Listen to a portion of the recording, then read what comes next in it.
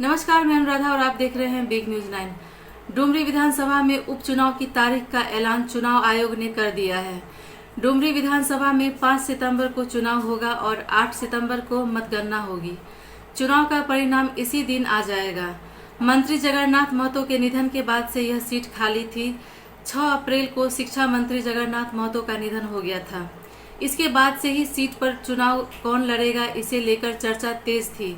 शुरुआत में जगन्नाथ महतो के बेटे अखिलेश महतो का नाम सामने आया।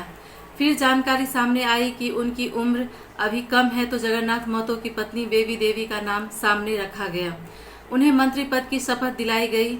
मुख्यमंत्री हेमंत सोरेन विधानसभा के उपचुनाव के मद्देनजर लगातार यहां का दौरा कर रहे हैं। जिले के कई योजनाओं का ऐलान कर रहे हैं। सीएम ने 3 कार्यक्रम कर इन इलाकों में लाखों की संपत्ति का वितरण किया है। कई महत्वपूर्ण योजनाओं का ऐलान किया है। इन कार्यक्रम में सीएम लगातार 1932 आधारित स्थानीय नीति का भी जिक्र कर रहे हैं। बोकारो में जगन्नाथ महतो के नाम से मेडिकल कॉलेज खोलने का ऐलान किया गया है। इन कार्यक्रम में झामुमो के कार्यकर्ता हिस्सा ले रहे हैं।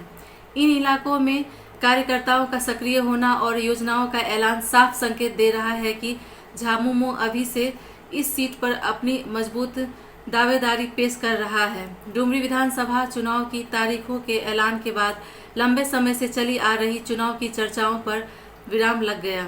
ध्यान रहे कि नियमों के अनुसार 5 अक्टूबर से पहले चुनाव कराना जरूरी था। चुनाव की घोषणा से मतदान के बीच 45 से 30 दिनों का अंतर होता है। चुनाव की तारीख के ऐलान से पहले ही चुनाव आयोग ने अपनी तैयारी पूरी कर ली थी। वीवीपैट और वोटिंग यूनिट गिरिडीह और बोकारो जिला मुख्यालय में पहुंचा दी गई है। 1500 वीवीपैट और 1000 वोटिंग यूनिट की सहायता से चुनाव होगा। चुनाव आयोग पूरी तरह तैयार है। मतदान के दौरान इस्तेमाल होने वाली स्याही और अन्य आवश्यक चीजों का इंतजाम कर लिया गया है। इस सीट से जगन्नाथ महतो के परिवार को कौन टक्कर देगा, इसे लेकर तस्वीर अब तक साफ नहीं है। झारखंड मुक्ति मोर्चा ने जगन्नाथ महतो की पत्नी को अपना उम्मीदवार घोषित कर दिया है। भाजपा और उसके सहयोगी दल अब तक किसी एक नाम पर फैसला नहीं ले सके हैं। ऐसी तमाम खबरों की जानकारी के लिए बने रहें बिग न्यूज 9 के साथ।